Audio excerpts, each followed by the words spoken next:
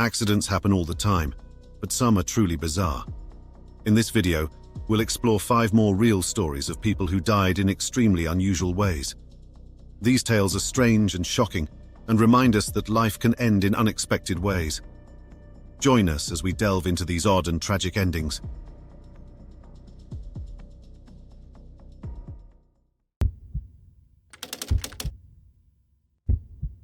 It was the evening of September 14th, 1927, in Nice on the French Riviera. A famous American dancer, Isadora Duncan, was riding in an open car. At 50, she was known for her innovative dance style, though her life had been filled with personal tragedies. On this particular night, she was accompanied by her friend Mary Desty and an American named Edgar Hosses. The car they were in was a sleek, racing model shaped like a torpedo. As the driver demonstrated the car's power, Duncan's long silk scarf, white with rose patterns, flew over the side. It was loosely wrapped around her neck, a common accessory for her. Suddenly, the scarf became tangled in the car's left rear wheel. The driver, unaware of the danger, kept speeding up. The scarf quickly tightened, yanking Duncan from her seat and violently pulling her out of the car. Mary Desty screamed as Duncan's body was thrown from the vehicle.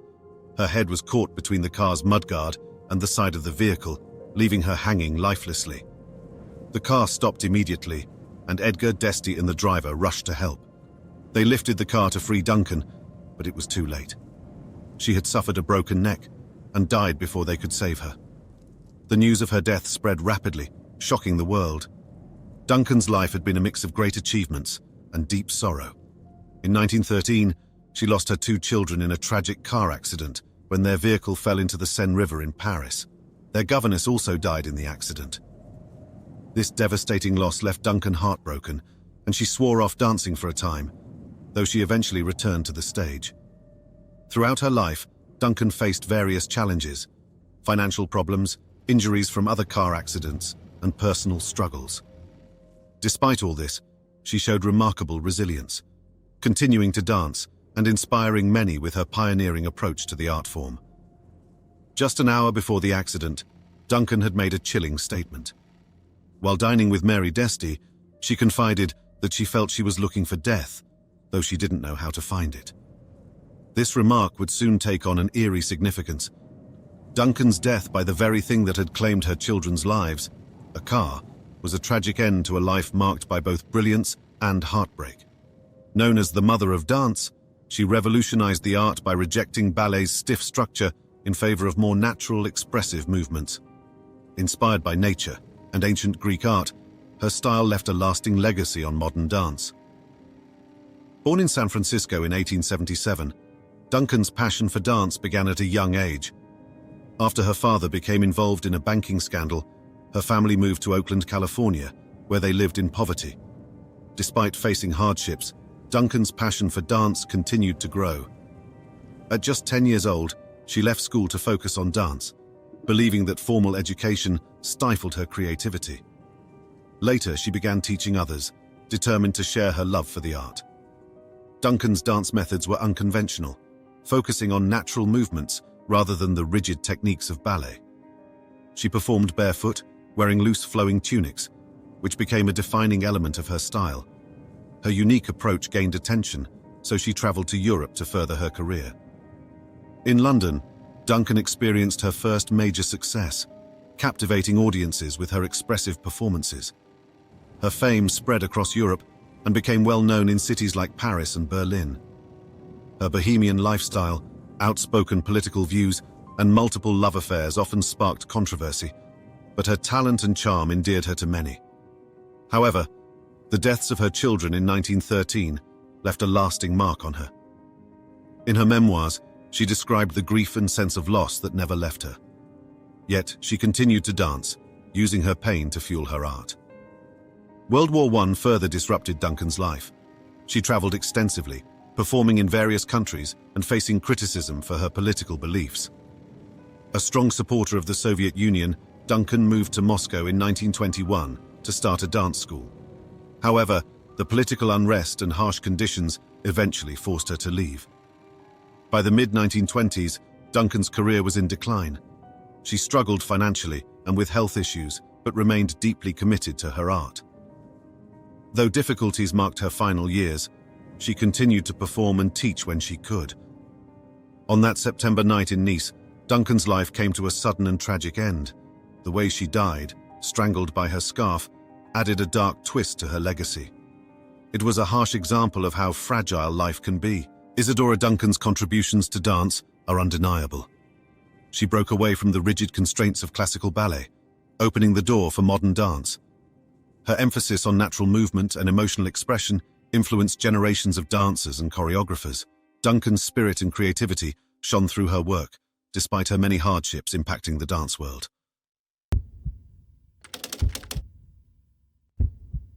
It was July 4th, 2023, in Llandrindod Wells, Wales, when 57-year-old Barry Griffiths was found dead in his apartment. Neighbours, worried after not seeing him for over a week, alerted the authorities, leading to a wellness check. Barry, a quiet man living alone in supported accommodation, had a simple and solitary life. He lived in a small first-floor flat and had limited use of one arm following a stroke. Despite these challenges, he lived independently, only occasionally interacting with others. His neighbours described him as reserved, but courteous.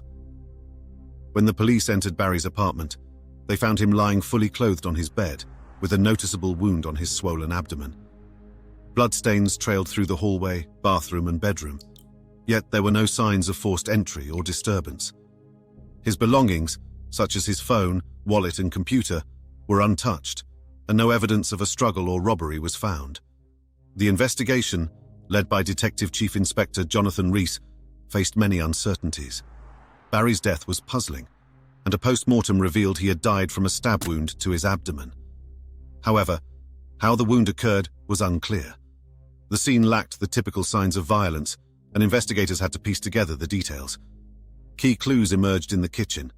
The bottom drawer of the freezer was open, and on the counter were 2 uncooked burgers, a knife, and a tea towel. These seemingly mundane items became central to understanding what had happened. Detective Chief Inspector Rees proposed that Barry had been trying to separate frozen burgers using a knife. The height of the wound on his abdomen matched the height of the kitchen counter, suggesting Barry had accidentally stabbed himself when the knife slipped while attempting to pry the frozen patties apart. Due to his reduced mobility and strength from the stroke, Barry was likely unable to call for help or stop the bleeding. He bled out, ultimately succumbing to the injury. Investigators found that Barry's limited use of one arm played a significant role in the accident. Separating frozen food with a knife requires strength and precision, skills Barry struggled with because of his condition. His lack of mobility likely made it difficult to apply the force needed to complete the task safely. As the investigation continued, statements from neighbours, checks on Barry's finances, and digital inquiries confirmed no third-party involvement. Detective Sergeant Stephen Vaughan expressed confidence that Barry's death was accidental, ruling out any other causes. Home Office pathologist Dr. Richard Jones concluded that Barry had died from blood loss due to a sharp force injury. The knife found at the scene, initially thought to have chocolate on its tip, was confirmed to have Barry's blood, supporting the theory of an accidental, self-inflicted wound. Coroner Patricia Morgan concluded that Barry's death was most likely a tragic accident caused while preparing frozen food. She offered her condolences to Barry's family and acknowledged the difficulty of hearing such traumatic details.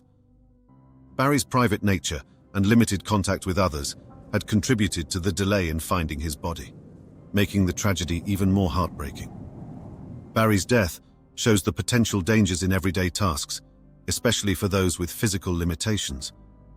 The investigation closed with a sense of closure for the authorities, but questions lingered about whether this tragedy could have been avoided. What if Barry had used a different method to separate the frozen burgers, such as warm water or a less dangerous tool? Could this accident have been prevented if he had more assistance in his daily life? Barry Griffith's story is a sad example of how routine tasks can take a tragic turn due to unforeseen circumstances. His accidental death highlights the importance of caution in daily activities, particularly for individuals with physical impairments. This case reminds us to take extra care in tasks that may seem simple and seek help when needed. It was a warm evening on June 18, 2016, in Studio City, California. Anton Yelchin, a 27-year-old Russian-American actor, had just wrapped up his day and was preparing for a rehearsal later that night. Known for his roles in the Star Trek films and other notable projects, Anton was a rising Hollywood star with a bright future. Friends and colleagues admired him for his talent and kind personality. Anton was always punctual, so his friends grew concerned when he failed to attend his 11 p.m. rehearsal. After several unanswered calls, a close friend decided to check on him. They arrived at Anton's home around 1:10 a.m. on June 19, 2016, only to discover a terrible scene. Anton was found lifeless, trapped between his Jeep Grand Cherokee and a brick pillar of his security gate. His car, weighing nearly 5,000 pounds, had rolled backward down the steep driveway, pinning him against the pillar. The vehicle was still running and the gear was in neutral. Investigators later concluded that Anton likely exited the car to retrieve something or check the mail, but had left it neutral. The vehicle rolled back, trapping him and causing fatal injuries. The authorities were immediately called, and the Los Angeles Police Department, or LAPD, quickly launched an investigation. LAPD spokeswoman Jenny Hauser stated that it appeared Anton briefly exited his car, and it rolled backward, causing the fatal trauma. There was no suspicion of foul play, and the incident was ruled a tragic accident. Anton's publicist, Jennifer Allen, confirmed the heartbreaking news in a statement, saying, "Anton Yelchin was killed in a fatal traffic incident early this morning." The shocking news of Anton's sudden death sent waves of grief through Hollywood and his global fan base. Anton was born on March 11, 1989, in St. Petersburg, Russia. His parents, Irina and Viktor Yelchin, were professional figure skaters in Russia's ice ballet. The family moved to the US in the early 1990s as political refugees, hoping for a better future for their son. Anton grew up in Los Angeles, where he discovered his love for acting at a young age. Anton's acting career began when he was 9, landing his first role in A Man Is Mostly Water. He appeared in various indie films and TV shows before earning recognition for his performances in Alpha Dog and Charlie Bartlett. However, his breakout role came when he was cast as Ensign Pavel Chekhov in the rebooted Star Trek films. His portrayal of Chekhov made him a fan favorite and solidified his place as a rising star. Beyond Star Trek, Anton starred in films like Terminator Salvation, Only Lovers Left Alive, and Hearts in Atlantis. He was passionate about independent films and always sought challenging, diverse roles. Following the news of Anton's death, many of his friends and colleagues publicly shared their grief. His Star Trek co-star John Cho wrote on Twitter, "I loved Anton Yelchin so much. He was a true artist, curious, beautiful and courageous." Another Star Trek cast member, Zachary Quinto, paid tribute to Anton, calling him one of the most open and intellectually curious people he'd ever met. He added that Anton was wise beyond his years.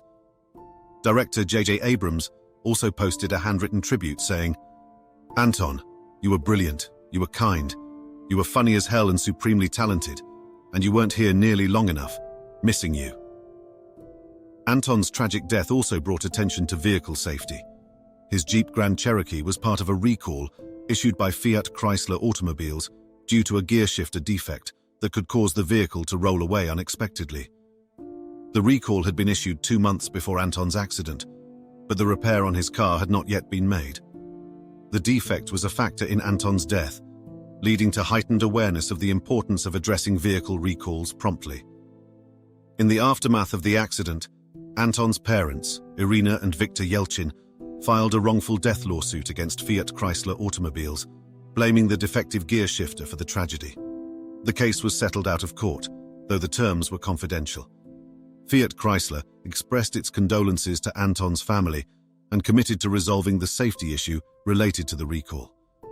Anton's life and career were also honored during the In Memoriam segment of the 2017 Oscars, where the film industry paid tribute to his contributions to cinema. Anton had several ongoing projects at the time of his death, including a role in the TV adaptation of Stephen King's Mr. Mercedes, where he was set to portray a complex character. He also gained recognition for his role in the indie film Like Crazy, which won the Grand Jury Prize at the Sundance Film Festival. Anton Yelchin's tragic death left a lasting impact on Hollywood, his fans, and those who knew him. Despite his short life, his talent, kindness, and unforgettable performances ensured his legacy would live on. It was October 5th, 2012, in Deerfield Beach, Florida. Edward Archbold, a 32-year-old from West Palm Beach, joined the crowd at Ben Siegel Reptiles for the store's Midnight Madness event. Known for his lively personality, Archbold was ready for a bug-eating contest, where the prize was a female ivory ball python worth $850. He didn't want the snake for himself, but intended to win it for a friend. However, he couldn't pass up the thrill of the competition. Earlier that day, Archbold mentioned the contest to his girlfriend, Natasha Profit, who expressed concern. He reassured her, saying it wasn't a big deal. The event had been advertised on Facebook under the slogan, "Eat bugs for balls," drawing attention from locals and reptile enthusiasts alike. The contest involved eating as many insects and worms as possible in timed rounds. The bugs included mealworms, superworms, and the final challenge, discoid roaches, 3 to 4 inches long. Sarah Bernard, an entomology student from the University of Florida, recorded the event on her phone. She was struck by Archbold's determination, observing his technique of quickly shoveling bugs into his mouth and washing them with water. Archbold pushed through each round, eating over 60 grams of mealworms, 35 superworms, and numerous discoid roaches. As the competition continued, an announcer joked about the winner vomiting backstage, saying they'd congratulate him later. After being declared the winner, Archbold started feeling unwell. He stumbled outside the store, vomited, and then collapsed. His friends, growing worried, called for medical assistance. Archbold himself managed to dial 911 before losing consciousness. He was rushed to North Broward Medical Center, but tragically, he was pronounced dead on arrival. News of Archbold's sudden death quickly spread, leaving many to wonder what had gone wrong. Why had he eaten live bugs in the first place? How could he die when other contestants seemed unaffected? And what exactly caused his death? While eating insects is common in many cultures, in the US, it's mostly done for shock value. Events like the one at Ben Siegel Reptiles have popped up elsewhere, with similar contests at locations like Six Flags in Illinois and the Explorium Science Center in Alabama. Shows like Fear Factor and Jackass have also contributed to the rise of such extreme stunts, numbing audiences to the gross-out factor. A psychology professor, Lou Manza, explained that some people join extreme contests to break free from everyday life. They seek excitement and novelty. However, professional competitive eaters quickly distance themselves from such events, pointing out that their competitions are regulated and always have medical staff on site. Following Archbold's death, authorities conducted an autopsy to find out what happened. Samples were sent for testing. Some experts speculated that an allergic reaction was the likely cause. Kobe Schall, an entomologist from North Carolina State University, noted that while allergic reactions to cockroaches are possible, it's rare for such responses to be fatal. Mike Tringale, from the Asthma and Allergy Foundation of America, suggested that Archbold might have reached his limit for cockroach allergens, leading to a severe reaction. David George Gordon, known as the Bug Chef, weighed in on the event, expressing concern over how bug eating is portrayed. Gordon, who promotes insects as a viable food source in many cultures, criticized the focus on the gross-out aspect, which he believes disrespects cultures where bugs are a normal part of the diet. The Ben Siegel Reptiles store stressed that all contestants had signed waivers acknowledging the risks. The bugs used were raised specifically as food for reptiles and came from controlled environments. Ben Siegel, the store owner, expressed shock and sadness at Archbold's death, describing him as a friendly and enthusiastic person who made the event fun. As the investigation into Archbold's death continued, his friends and family struggled to cope with the loss. His Facebook page became a place for people to share memories and offer condolences. One friend wrote, "You were among the most fun, energetic people I ever knew. I'll never forget you, Eddie." This tragic incident brought attention to the risks involved in extreme contests, particularly those involving unfamiliar substances like insects. It also underscored the need for better emergency medical preparedness and awareness of potential allergic reactions, especially at events that push participants to their limits.